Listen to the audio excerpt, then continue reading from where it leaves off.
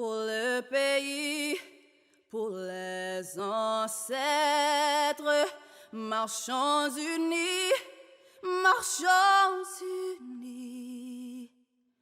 Dans nos points de traître, du seul, soyons seuls maîtres. Marchons unis pour le pays, pour les ancêtres. Marchons, marchons, marchons unis pour le pays, pour les ancêtres. Happy Black Women's Haitian Independence Black Women's Month, y'all! All these diamonds on my body and they crystal clear. I make magic with these hundreds, watch them disappear. Big ol' raindrops up in my ear. If you gon' name drop, let's get it clear. Jessie Woo, VVS, I just turn the water on. Big ol' flex, shit you never saw before. These niggas chasing me like waterfalls. What's up, y'all? It's your sister! Welcome back to my channel and happy New Year to all of you guys, to all of my sisters who have been here throughout the years, and those of you who are new, thank you so much for joining me today. This is our first video. This is our first Jessica with Things of 2024 during Black Women's Haitian Independence Black Women's Month. As you can see, I got my Haitian Independence, I got my Haitian flag sitting on my titties, baby. I got my Haitian flag right here, honey. One thing about me, I'm gonna carry my flag everywhere, child. If you guys don't know, if you guys do not know, you are watching a Black Women's, Haitian Black Women's YouTube channel, okay? So I just want to say, sac passe to all my Zos, mes amis. Je souhaite célébrer indépendance nous. Shout out to everybody who is Haitian all over the diaspora. Those of you guys who watch me in Haiti, those of you guys who watch me in America, those of you guys who watch me outside of America. Thank you so much. If you're Haitian, please drop down your Haitian flag in the comment section. We just celebrated Haitian independence on January 1st. In 1804, Haiti became the first free Black nation on this side of the world. I believe we're the only nation to free ourselves by slave rebellion. That's why the Haitian Revolution to me is the only revolution that matters. You know, when we go to school, we hear about the French Revolution, we hear about all these other revolutions that, I'm sorry, no. This is the only revolution that matters because it was Black fought and it was slaves freeing ourselves. So it is the most important one to me. And I feel like the second one is the Cuban Revolution. And we'll talk about that during Hispanics, Black Women's Hispanic Month. But yeah, this is the revolution. Haitian Revolution 1804, this is the revolution. Shout out to Jean-Jacques Dessalines, Toussaint Louverture, Henri Christophe, our forefathers who had a vision for Haiti. And it's so sad when I think about where we are now, the fact that we don't have a kingdom anymore. The fact that right now we haven't had a president in almost 3 years. We really just lack a lot of things, and it's not because we're not capable, but it's because it's for so many reasons. Of course, white supremacy, you know, plays a part. But, you know, for those of you guys who have been watching me throughout December and seeing me go to Ghana, I was so inspired in Ghana. It's my second time going in 1 year, and I feel like there's no reason why Haiti shouldn't be Ghana. There is such a huge lack of collaboration amongst the Haitian diaspora. I know myself, I've tried to do so many things. I remember when Jovenel Moïse was killed 2021, I did a series of Zooms with a lot of other Haitian influencers, Haitian artists, like saying, hey, like, we need to go to Haiti. We need to make a list of demands. We need to take care of the zones that we're from in Haiti. Those of you guys who are like me, that are from Gonaïve, we should adopt Gonaïve. Those of you guys who are from Cité Soleil, adopt Cité Soleil. Those of you guys who are from Jérémy, like, that was the strategy that I had. And I said, yo, like, we all need to travel down there. We need to pick a date. We need to go confront the government. Like, this is the generation that could do that. And nobody wanted to. Like, literally, I could show you guys these Zooms and nobody wanted to. It just was very discouraging to see, because I really feel like throwing parties and all that, that's cool. But Haitians are dying. Like, they are dying. And the Haitian diaspora is a very, very strong diaspora. It's smart. We're doing very well financially. There's no reason why we shouldn't be able to go back there and make a change. But I'll never forget, when everything happened with the president, I reached out to Dimitri Volb, which is someone that a lot of Haitians claim to hate, because he's a white Haitian who's been able to make a lot of money in Haiti. And I remember reaching out to him and saying, hey, I need A, B, and C. How can you help us do A, B, and C? And we got into a conversation, and he said to me, he said, Jess, I'm going to be honest with you. Haitians' problem is not just white supremacy. It's not just what France did. It's not just what the Clintons did. It's not just the scammers that use Haiti to make a whole lot of money, and they sit up and they lie about building schools when they're not, and all they're doing is going to Haiti and slapping t-shirts on Haitian kids and saying that they built schools. But he said, I'm gonna tell you right now, if you were to build a grocery store in Haiti right now, and it was a successful grocery store, if I came and I built a grocery store right next to you, all those Haitians would come to mine. They would come to the white-owned grocery store. They would not go to yours. Haitians do not know how to collaborate with each other. Haitians don't know how to support each other. And it's an ugly truth. And people who are not Haitian get to take advantage of that. Or people who are Haitian too, they get to take advantage of that. And so anyway, I don't want to rant too long about it, but going to Ghana, I was so inspired. You know, I got to do Dirty December, which was amazing. And you guys know I went to Ghana in November with Sorted Chalet, which I feel if you're going to Ghana, if you don't do Sorted Chalet, I really don't know what to tell you. Like, I've gotten some emails, some comments. Oh, can I host you in Ghana? Absolutely not. The only people I will ever go to Ghana with is Sorted Chalet. That's it. Don't want to be bothered. And I'm dead serious about that. Don't want to be bothered. And this time I went with Bose and Bozoma St. John. Her whole itinerary was co-curated by Sorted Chalet. And it was really great. It was a great, great time. I had so many people message me too, like at the beginning of my trip. Damn, what rich Ghanaian nigga is Jessie in Ghana with? Bozoma St. John. She's rich niggas. She's rich Ghanaian niggas. Like, dead ass. Like, she's niggas. She's rich niggas. Okay? And it was just such a beautiful trip. In the midst of the trip, we got to see her do her badass workshop, which was amazing. The whole country came out. Like, it was just amazing. And Bose is very inspiring to me. And I was inspired by her, you know, and I'm just thinking like, man, like, what could I do? What could I curate on my own as far as like going to Haiti and, you know, just encouraging movement in Haiti at this moment. So that's something I'm really thinking about. But anyway, I just want to say happy independence to all of my Haitians. I did not get no soup jumu, y'all. Starting off my 2024 with no soup jumu during Black Women's Haitian Independence Black Women's Month is a crime. That is a downright crime. We did try to have a chef in Ghana make the soup, but he was like, no, I'm not doing it. I'm not touching that recipe. Baby, I'm not touching that recipe. I don't want to fuck up the recipe and then y'all come back and y'all send y'all ancestors after my ass. I ain't doing it. So I didn't get no soup jumu. So you know what?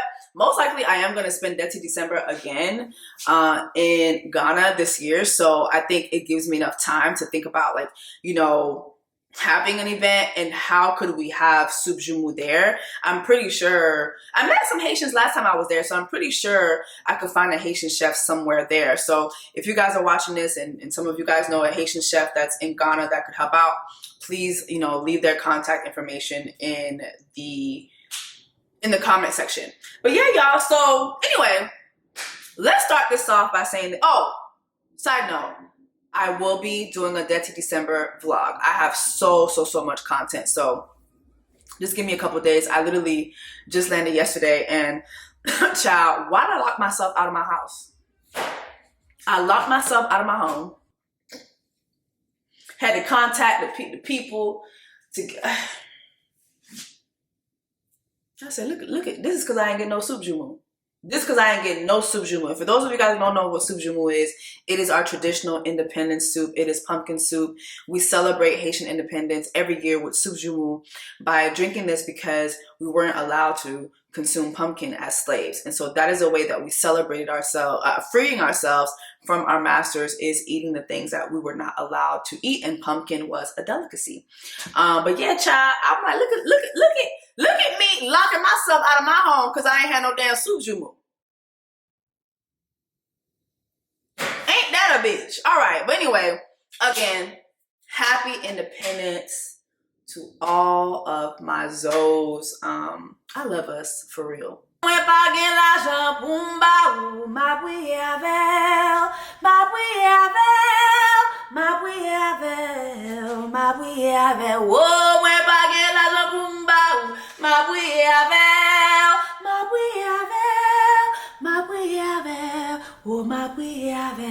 I don't know why that song is on my heart, but let's talk about Claudine Gay. So Claudine Gay, did y'all see what happened to Claudine Gay, the president of Harvard, the first black women's president at Harvard during Black Women's Haitian Independence Black Women's Month, the first Haitian black women's president at Harvard.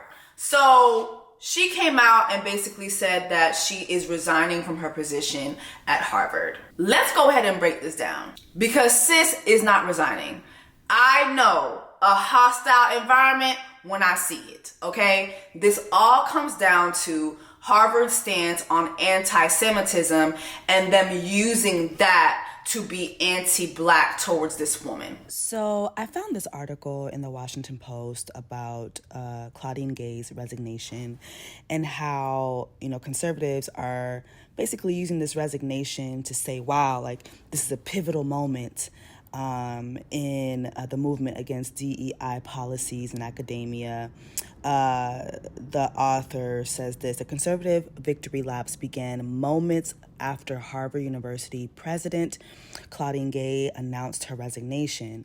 The trophy was not merely her resignation, a chain reaction that began with Gay's much criticized comments about anti-Semitism on campus, nor did it only concern allegations of that Harvard's first black president had plagiarized portions of her academic work. For conservative activists, her fall was a pivotal victory against diversity, equity, and inclusion DEI policies, a battleground where they have notched win after win in recent months against universities, private companies, and several federal programs. And I just want you guys to notice the sarcasm in this. The author is basically saying, like, they see this as a win, but we all know what this is. This is obviously anti-black. It's anti-diversity. It's anti-equal equity. It's anti-inclusion. The author goes on to talk about that. Their claim is that Gay rose to her position through efforts to diversify Harvard's upper ranks, with critiques tethering that plagiarism allegations to her race. She got her job not through merit, but because she checked a box. Crazy. The real story of Harvard is not Claudine Gay's firing, but this: you are ruled by thousands of people who are just as mediocre, it's really insane.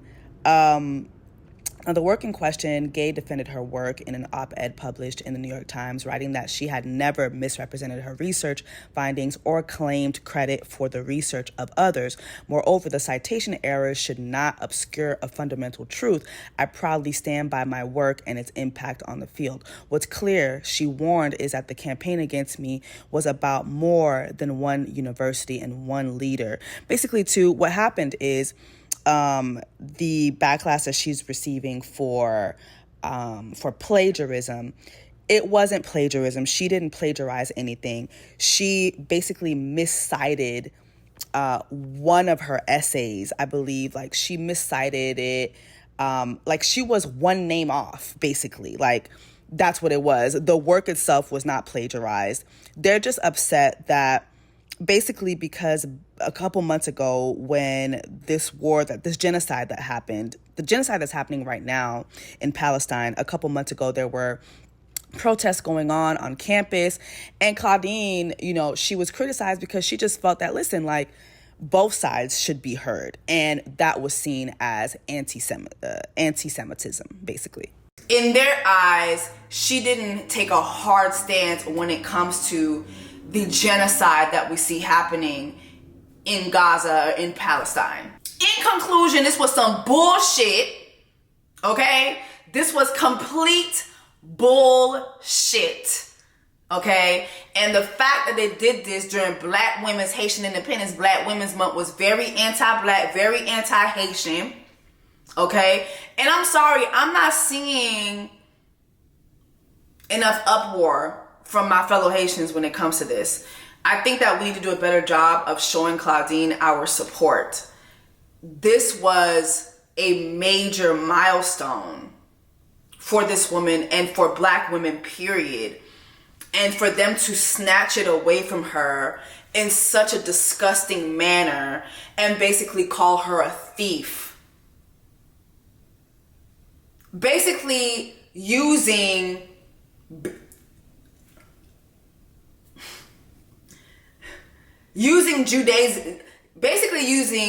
Judaism to be racist. This is what happened with this woman. And there needs to be something, I don't know what it is, but it's like, it's just a reminder that we really have a long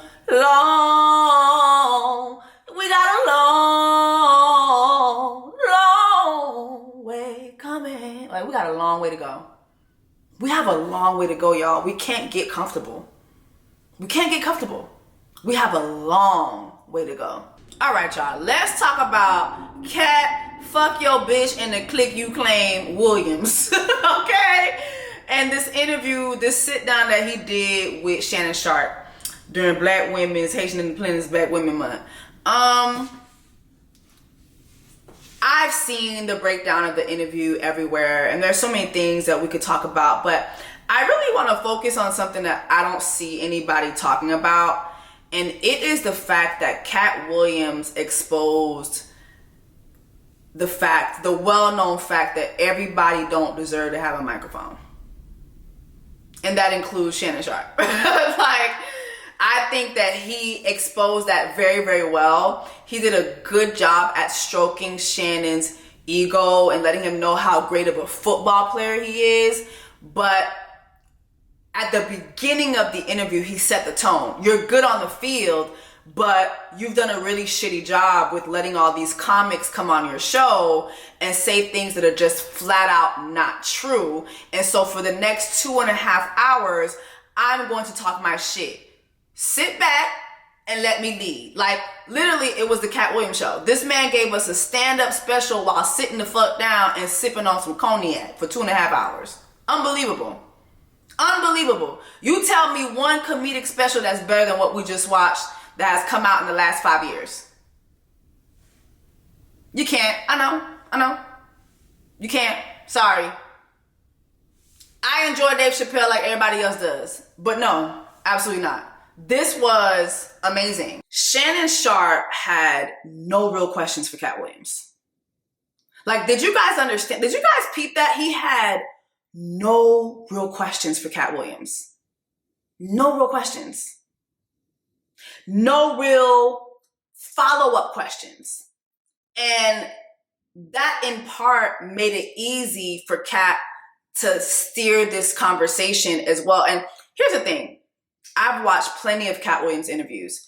Katt Williams, if you are not prepared, he will either give you a very dry ass interview or he will do this.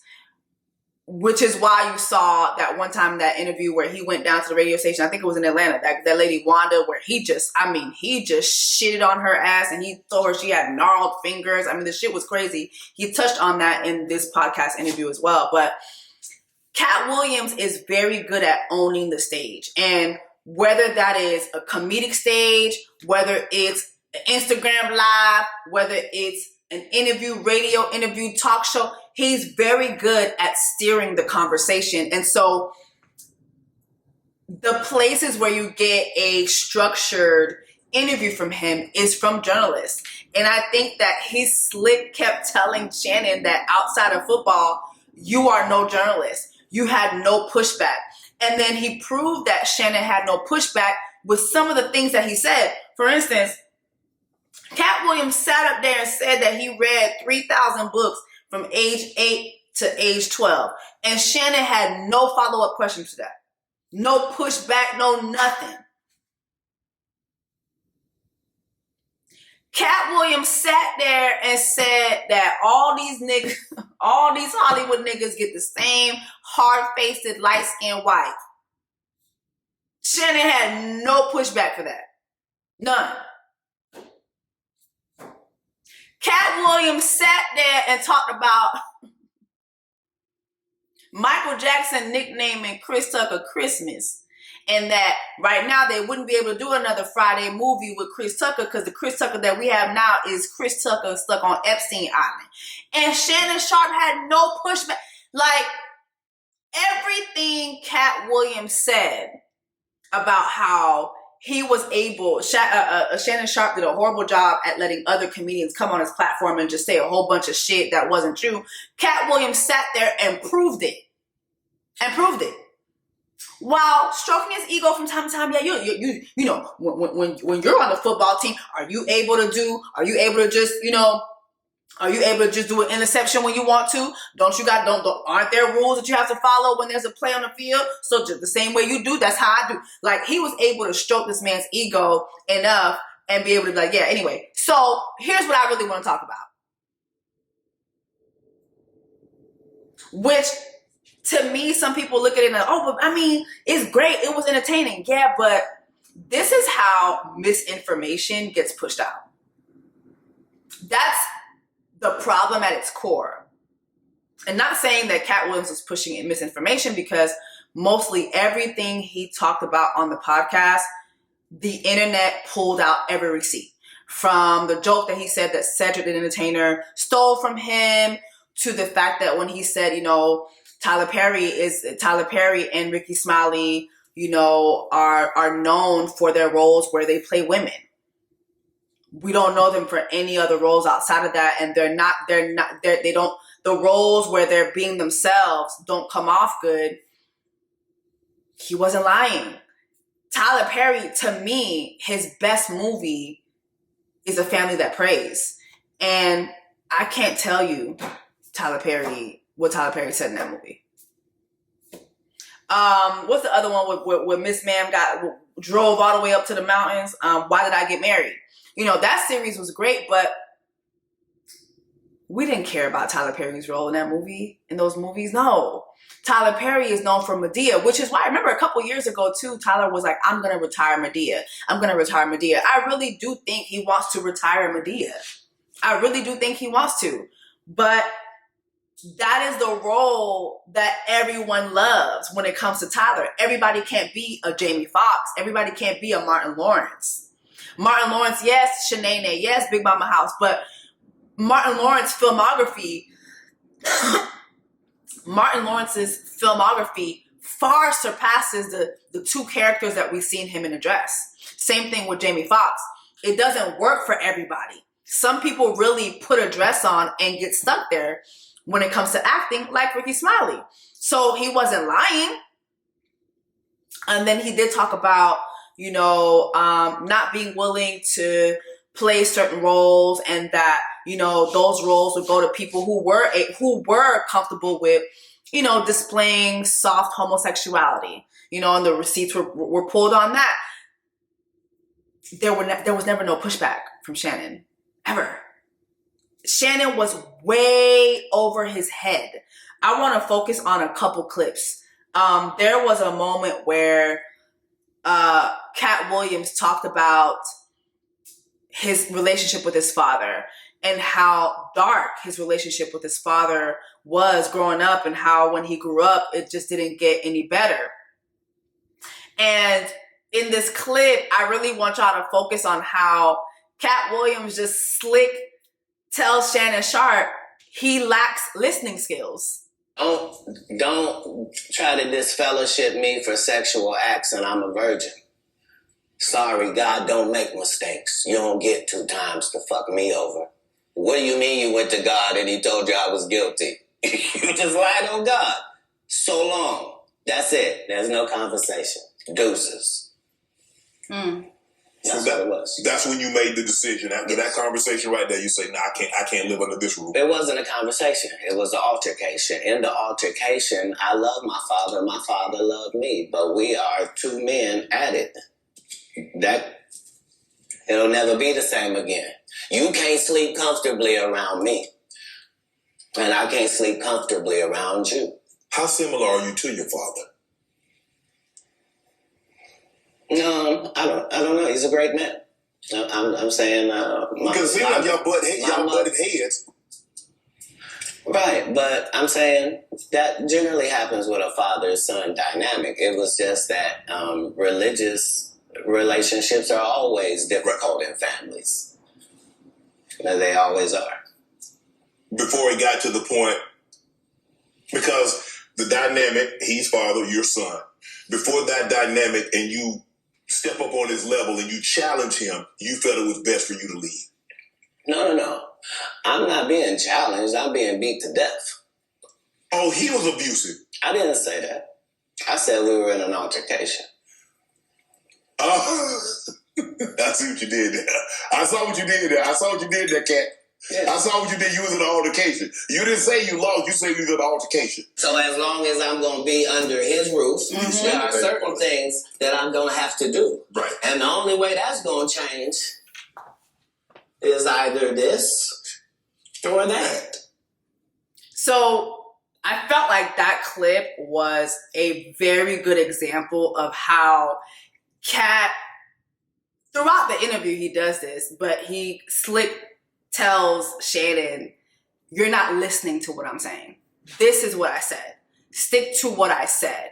And I think that's very important because, especially in today's age, I mean, this has always happened, but especially in today's age with social media, misinformation gets pushed so much because people will say, "Oh, I remember the time when so-and-so said," and it's like, yeah, they had said this, and then you pull up what they actually said, and it's like, no, that's not what they said.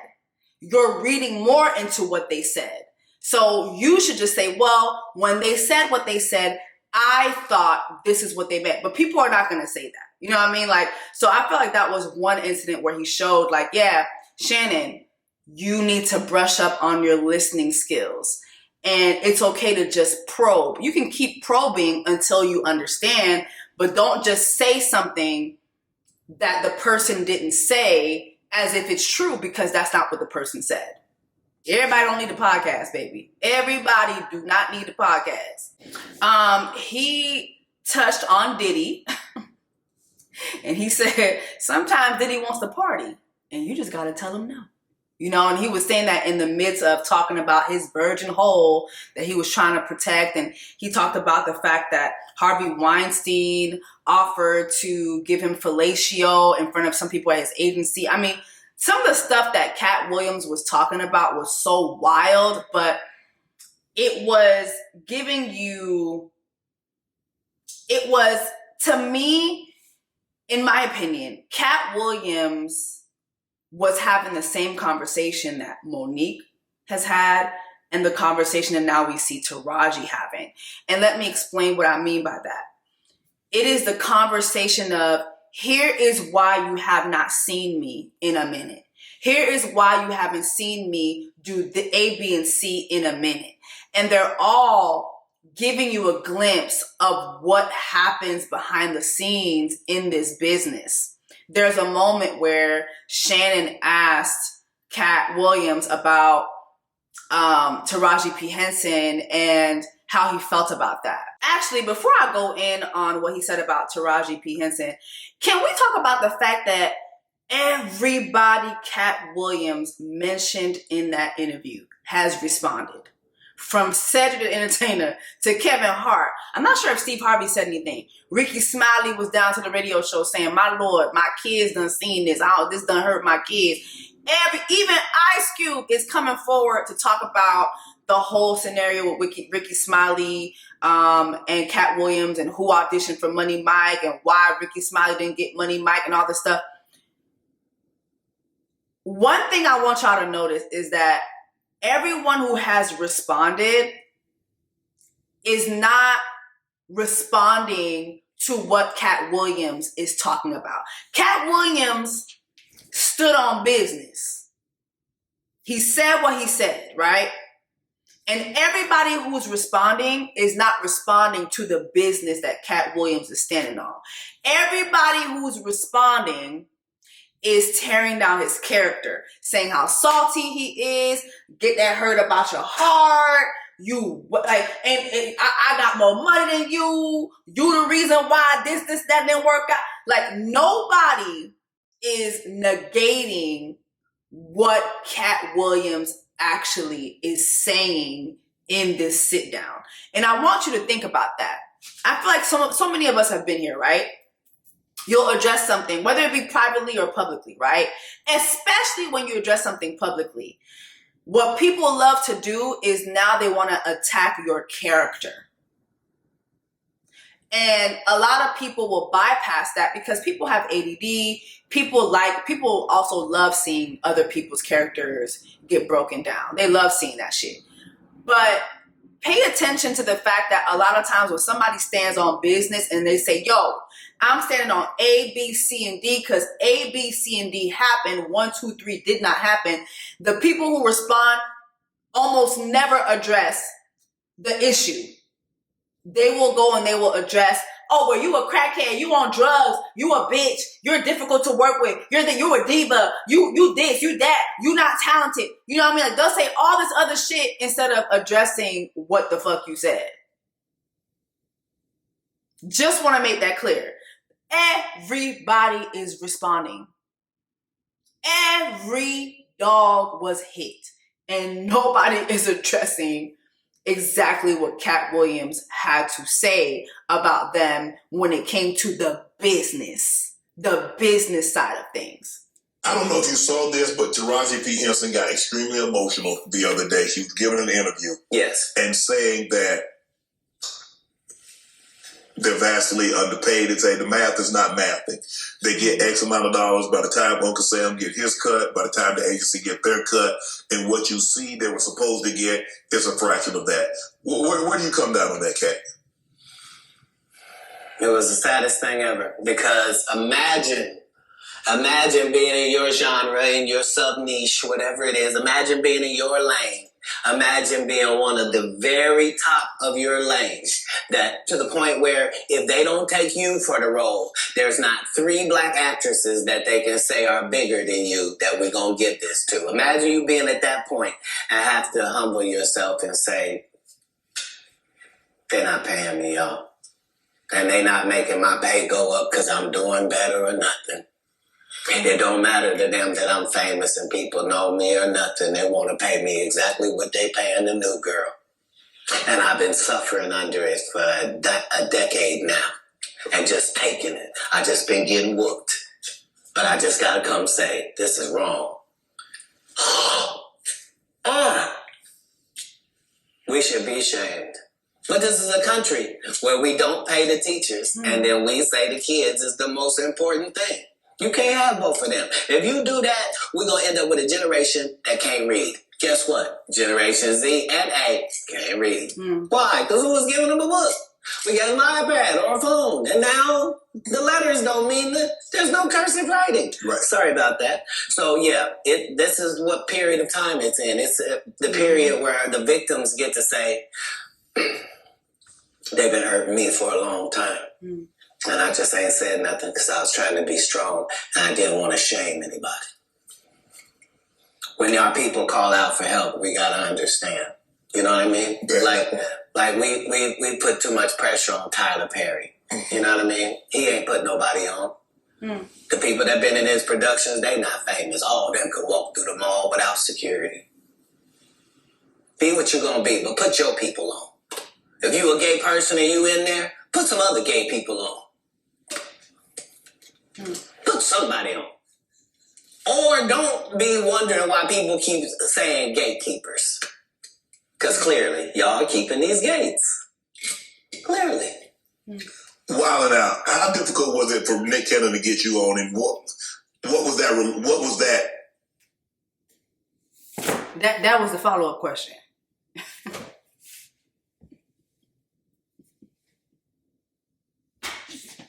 Everybody don't need a mic.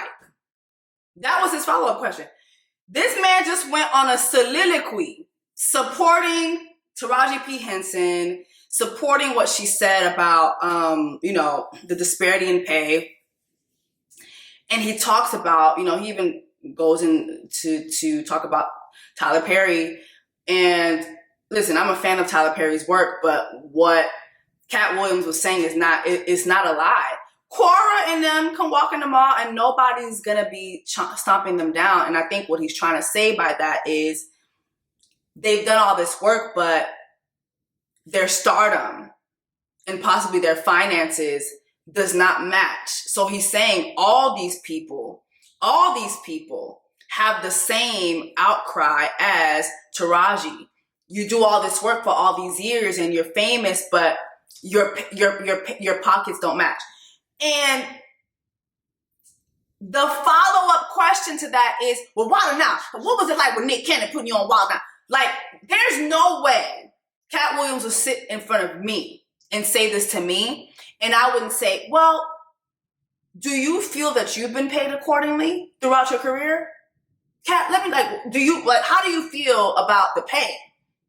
Do you feel like your money matches the work that you've done? That was your opportunity. That was your opportunity to ask a question that could have added another half hour to this shit. Maybe that's not what he wanted. I don't know. But I really feel like while there was a lot of exposing, there were a lot of hot takes in this interview, I do feel that my main thing was just watching Shannon Sharpe just really be a fish out of water. I think he's great in sports commentary, but I think when he dives into this realm of entertainment and all that, I think he needs to be better prepared. You need to actually do your research. I mean, this man asked Katt Williams about, have you ever been in jail? And he asked him that question after Katt had already talked several times about several clashes with the law. Oh, have you ever been in jail? What? We've all seen mugshots from Katt Williams. What are you talking about? Like, prepared. Be prepared. Prepare yourself. Do your research before you invite people on your platform. Like, what the fuck? Katt Williams did go on to bring up Jonathan Majors, and I thought this was hilarious. Y'all, can we talk about the fact that Katt Williams slick called Shannon Sharpe ugly to his face? So during this comedy stand-up special that Katt Williams delivered while sitting his ass down, he brings up Jonathan Majors. First of all, they went around the world for 2 years straight telling any women that would listen that this was a good-looking Negro. Mm-hmm. Since when? When did y'all start liking a big nose? And when did y'all like a little head and a big jaw? When? Since when? If this ugly nigga is good-looking, then all niggas is good-looking. M'pa comprendre, parce que c'est quoi la différence entre Shannon Sharpe and Jonathan Majors? They both got the same civil rights features. I'm sorry. Shannon Sharpe is really sitting there just cracking up as if he ain't got the same same nose and the same jawline. Katt is calling you ugly, Shannon. Stand up. Stand up. Shannon Sharp had no comeback for this. Like, so you calling me ugly? Like, this fat, like, he, like, no comeback, no pushback. Baby, we need y'all niggas to clock back in. This just ain't it. This just is not it. In talking about Taraji P Henson, though, I did want to talk about The Color Purple. Have you guys seen The Color Purple yet? I haven't seen it. You know, Christmas Day, I was on my flight to go to Ghana, and I'm just getting back now. And so I have not seen it. However, I did look up the numbers for The Color Purple. And this was pretty interesting to me. So I found this article on Forbes. The title is "The Color Purple Sales Plummet After Record-Breaking Premiere, Just Like These Other Drop-Off Films." The end of the year brought a lackluster performance for the latest adaptation of Color Purple, a musical that blew audiences away when it opened on Christmas Day, but then saw numbers dramatically fall as its theater run continues. Key facts: The Color Purple is a film adaptation to the stage musical, surpassed box office expectations with an $18 million domestic opening, the largest on Christmas Day in over a decade, before falling to a $7 million gross on a day two, and then $3.8 million on the third day. That's a pretty dramatic drop. For its first full weekend in theaters, from December 29th to New Year's Eve, the movie grossed $13 million across 3 days and saw a 74.1% earning drop from its first Monday to January 1st. So it's a 74% drop. That's pretty bad.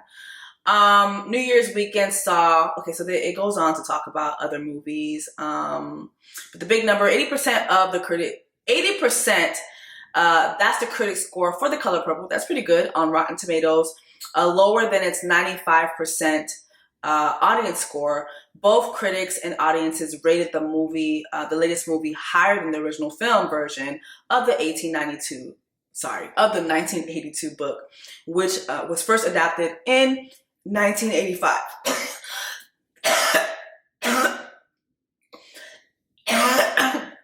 Ooh. Which was first adapted in 1985 by Steven Spielberg and received 11 Academy Award nominations, which was amazing. Oh, y'all, I have this dry cough. I've had this dry cough ever since Ghana. I think like the sand and the weather just, whew. I noticed even last time when I went to Ghana, my allergies started kicking up, which they did this time too. So sorry, y'all. I don't got no COVID. Okay, but please pray for me and my strength. I have had a really dry throat.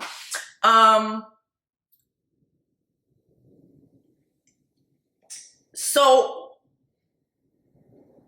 as I was reading this article, I couldn't help but to think about some of the things that affected The Color Purple. I honestly, and I want you guys to listen to this, I'm not against Taraji P Henson at all when I say this, but I do think that her using the Color Purple press tour as the backdrop to her Hollywood has not been paying me stance, Hollywood has not been paying us, Black women, what we should be paid. I think her using the press tour to bring up that argument hurt this movie. Because even though she didn't say the names, she didn't say anybody's names, it didn't stop y'all from assuming that Oprah was the problem. It didn't stop y'all from putting images together and dissecting her and Oprah's relationship. And her posting about loving Oprah and that Oprah is needed in this space and Oprah was just, listen to her and she felt heard. That didn't help. It was kind of like the damage is done. It's just too little too late. It's just too little too late, I think everybody had their minds made up. And I do think that did hurt the movie because people are like, you know what? The fact that she had to stand, she sat there on that SAG interview and said, oh, I almost had to walk away from The Color Purple. that told us that even the color purple wasn't paying her accordingly. Point blank, period. That's the equation that the equation that everybody came up with. And so I feel like people were like, yeah, we're not going to go see this shit. We're not going to support this, right? So I think it hurt the movie, but I do also think it was a good thing for her to do. I do. I think it's a conversation that needs to happen immediately. The strike that we just saw, honestly, those terms and conditions are not great, y'all. It's not great. People are going back to work, but the conditions are not much greater than they were before. Hollywood is just not paying. You have to be part of this elite crowd. Like, you have to be part of the top 0.3% to get paid well. And unfortunately, as Black women, most of the time we just don't fall in those categories. And even if you are Viola Davis, who's the Black Meryl Streep, you're not getting a Meryl Streep check. You're just not. I had saw a graphic somewhere that showed like how many movies Taraji P Henson had to be in order to make the same amount as her white counterparts. It's insane, right? But like Katt Williams was saying, this is the plight of everybody right now. We are in we're not calling this a recession, but what are they calling it? Inflation. Inflation is real right now. Like, inflation is real and jobs are not increasing their pay. And yes, Black women, we're the most decorated with degrees. We're the most decorated with jobs. But we're still not making as much as Black men when they do have the jobs as well. And we're not even going to talk about our non-people of color and what they do, what they bring home. You know, so it's a conversation that needed to happen. But I feel like Katt Williams, Taraji P Henson, Monique, they're all having the same conversation. And it's interesting seeing the world praise Katt Williams in his brashness and, you know what I mean, like his sarcasm. But when Monique was saying the same things, she was matter of fact, she was poised, she never yelled, but she was dragged. She was dragged. She was dragged for saying all the same things that Katt Williams is saying. Katt Williams is just going for, I mean, he's hitting way more people, but she did the same thing. She just did it in a more classy way. And she was dragged. The only time as a Black woman you'll get support is if you cry like Taraji P Henson. Is it me or like, help me out? Like, do y'all not see the correlation with all this? Like, it's just really crazy to see. And it's interesting to watch. And it's hurtful as a Black woman during Black Women's, Haitian Independence, Black Women's Month to see that, damn, this man's getting all this praise as he should, right? But Monique was saying the same thing. She was calling out the same things. And she got dragged. It's sad to see. So y'all, we do have more Jonathan Majors news, child. I can't believe I'm about to say this, but let's run back the clip with Katt Williams slick using Jonathan Majors to call Shannon Sharpe ugly. First of all, they went around the world for 2 years straight telling any women that would listen that this was a good-looking Negro. Mm-hmm. Since when? When did y'all start liking a big nose? And when did y'all like a little head and a big jaw? When? Since when? If this ugly nigga is good looking, then all niggas is good looking. M'pas comprendre, parce que c'est quoi la différence entre Shannon Sharpe and Jonathan Majors? They both got the same civil rights features. Please tell me y'all notice how Katt Williams pointed at Shannon Sharpe this entire time. Like it's giving you surely ugly. Like, what the fuck? Bruh, this is crazy. But anyway, y'all, so I saw this on my timeline and I was hoping it was a fucking joke. But Jonathan Majors is going to be sitting down with ABC News post the trial that we just saw. And I am convinced his team hates him. I am convinced His team hates him. Will Megan Coretta Scott King Good be making an appearance? This is crazy. This is really insane to me. Do you guys remember Nate Parker? Nate Parker was, he is an actor. He's an actor that, like, about 10 years ago, he was slated to be the next Denzel Washington. I mean, talk about gifted. Him and Jonathan Majors, to me, are neck and neck. I think the only difference is Jonathan Majors has a better physique. I think if Nate wanted to, he could probably get a better physique. But I feel like Nate had a little edge on Jonathan as far as, like, being an actor. I just remember just him really just, honestly, they're both neck and neck to me. But I think what gave Nate Parker an edge was the fact that Denzel Washington, like, really took a liking to him and really took him on and was a mentor to him.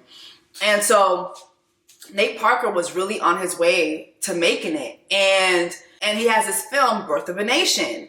And Birth of a Nation is slated to come out. And it had been tested at different film festivals, and it was really, really loved by all the audiences.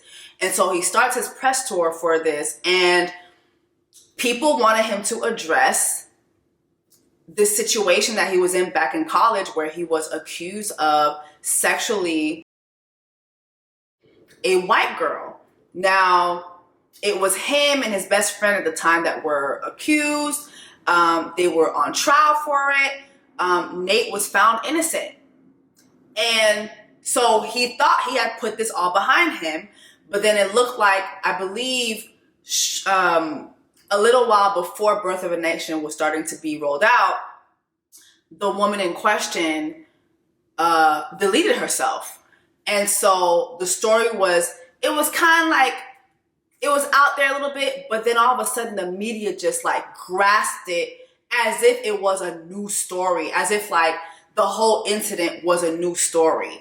And everyone wanted him to address it. And people just felt like he didn't have remorse. He wasn't showing empathy. And I remember when he did Good Morning America with Robin Roberts. Feel the empathy, that they don't feel that you have any remorse. And who are we talking about? What we're talking about is what happened in 1999. The woman who is now deceased, who took her own life. I was on 60 Minutes last night. We Right. talked about it, 3 days out.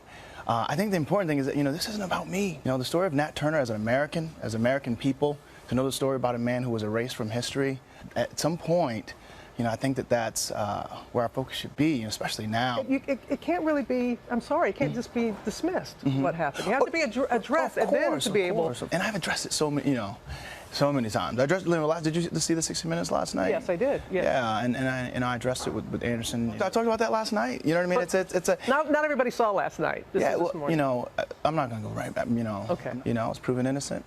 And I'm not going to apologize, for that. I just want to make sure that you guys understand, too, that the woman that deleted herself, the woman in question from the incident back when Nate Parker was in college, was this woman. She was a white woman.